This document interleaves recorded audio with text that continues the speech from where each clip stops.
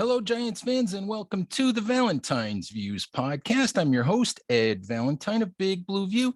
If you're watching on YouTube, please be sure to like and subscribe to our Big Blue View YouTube channel. If you're listening on Big Blue View Radio, please subscribe wherever you listen to podcasts. All right, Giants fans, we're here today to talk about the opening of Giants rookie training camp. That full training camp opens in a week, but today Giants rookies report for camp. So in a way, Giants fans, we are off and running.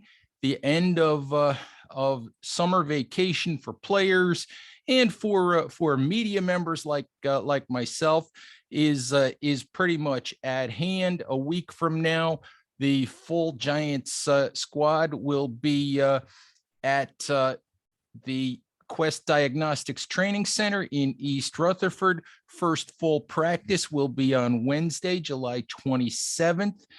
Fans will be allowed to attend. Hopefully if you want to attend, hopefully you've gone to giants.com and gotten your free tickets. Otherwise you're not going to be allowed in to watch the practices. But that's exciting that for the first time since 2019, fans will be attending training camp for the New York Giants.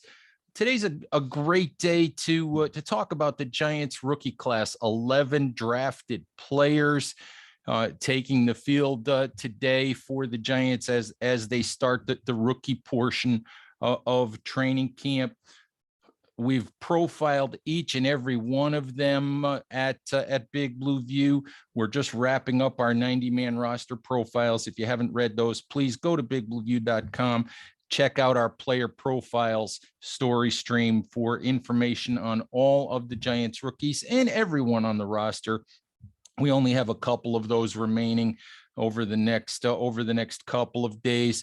Let's talk about a few of the rookies. Obviously, Giants drafted Kayvon Thibodeaux 5th overall and Evan Neal 7th overall, hoping that those two players will be cornerstones of what Joe Schoen and Brian Daboll hope will be a turnaround, for a Giants franchise that has lost its way in recent years, had 5 consecutive losing seasons, not just losing seasons, but 5 consecutive double-digit loss seasons. Been one of the worst franchises, one of the worst teams in the league during that time period, quite obviously. Thibodeaux and Neal are centerpieces of the effort to turn the fortunes of the Giants around. Thibodeaux expects to be fully healthy after his minor hip issue that sidelined him for much of OTAs, hoping that the Giants obviously are hoping that Thibodeaux overcomes all of the personality and questions about his motor and all of those things, and shows the talent that he showed at Oregon and makes a huge difference on their defense. They're also hoping, of course, that Evan Neal solidifies the right tackle spot, gives the Giants bookends with Andrew Thomas for years to come as they try to restructure an offensive line that Jerry Reese couldn't rebuild, although he tried, that Dave Gettleman couldn't rebuild successfully, although he tried. Now it's Joe Schoen's turn, and the biggest building block that he's put in place is number 7 overall pick, Evan Neal. Hopefully that works out as well. Let's talk about a couple of the other rookies. Obviously, Wandel Robinson was a surprising pick at number 43 in the second round. We saw all spring what Joe Schoen was talking about when he said that the Giants had a very clear vision for Robinson as to how he fit in the offense. The Giants look like they're going to run a quick throw, RPO based type of offense, lots of short throws, lots of horizontal throws, lots of getting the ball out of Daniel Jones' hands quickly, trying to create movement, with formations and motion and simply trying to get the ball out quickly to playmakers and let them do their thing. And if you watch Robinson's film at Kentucky and talk to people who have coached him and studied him, that is Robinson's game. So Robinson should have a big impact for the Giants in 2022 and hopefully beyond.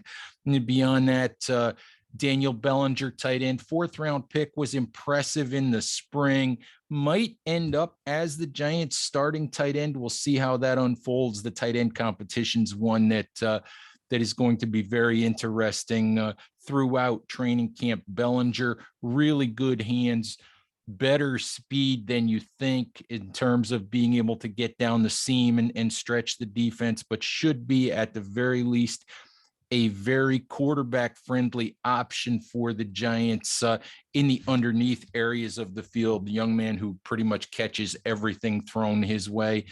3rd-round pick, Josh Ezeudu, and 5th-round pick, Marcus McKethan, both offensive linemen from North Carolina, should provide some depth on that line.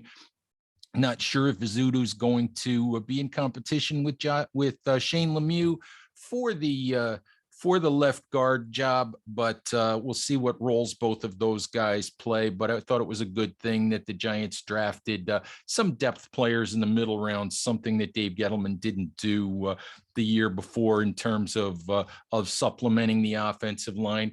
Cordell Flott, cornerback out of LSU, interesting player, taller player, long arms, pretty thin guy, should initially compete with Darnay Holmes for the job in the as the Giants slot corner. We'll see how that unfolds. Perhaps later on in Flott's career, as he gains some weight, gains some experience, the Giants could move him outside, but we'll see how that goes. A couple of other really interesting players for the Giants in this draft. Dane Belton, safety out of Iowa, could be the Giants' 3rd safety, could see quite a bit of playing time depending on how things unfold in the Giants secondary. And it will be interesting to see how linebackers Micah McFadden and Darian Beavers fit into the Giants defense. Obviously, Tay Crowder has been the guy next to Blake Martinez, and Crowder's the guy who filled in for Martinez as the every down linebacker, as the signal caller last year. And those things, to his credit, he was able to do, but his play on the field overall, leaves a lot to be desired. It will be interesting to see, if McFadden and Beavers can end up taking some playing time away from Tay Crowder, or in fact, replace him entirely. But we'll see how that linebacker spot next to Martinez unfolds. The other really, really interesting thing in training camp, of course, is to follow all of the undrafted free agents. The Giants have lots of interesting ones. Running back Jay-Sean Corbin is a guy who got some praise in the spring from head coach Brian Daboll. Tight end / fullback Jeremiah Hall out of Oklahoma is a guy who I think has a shot at making the roster in a very competitive tight end situation. The Giants aren't currently carrying a true fullback. Hall is about the closest thing that they have. So the hybrid skill set that he possesses is one that could fit this offense pretty well. We'll see how some of the other undrafted guys, Yusef Corker, Trenton Thompson at safety. There's some interesting cornerbacks, Zion Gilbert, Darren Evans. Josh Rivas is an offensive guard to keep an eye on, maybe as a guy who could land on the practice squad. Couple of other interesting undrafted tight ends, Andre Miller out of Maine, converting from wide receiver, and Austin Allen out of Nebraska, big guy, 6'8", I believe, big target. So we'll see if any of those guys can crack the roster, or at least do enough to make the practice squad. All right, Giants fans, that's enough for today. Just a quick update to acknowledge that rookies have reported and that they're underway. Let's hope that none of the rookies suffers an injury like 4th-round pick Ellerson Smith did a year ago. Smith, of course, suffered a hamstring injury that basically knocked him out for the first half of the 2021 season, landing him on the PUP list. Pretty much destroying his ability to show whether or not he could be an impact player for the Giants last season as a rookie. Let's hope that doesn't happen to anyone this time around, and all of the rookies get to the official opening of camp fully healthy. All right, Giants fans, thank you as always for listening. Please check bigblueview.com for all of your Giants coverage. Follow us on Twitter at Big Blue View. Check us out on Instagram. Check us out on Facebook. Check us out pretty much everywhere. All right, thank you for listening, and we'll talk to you soon. Bye-bye.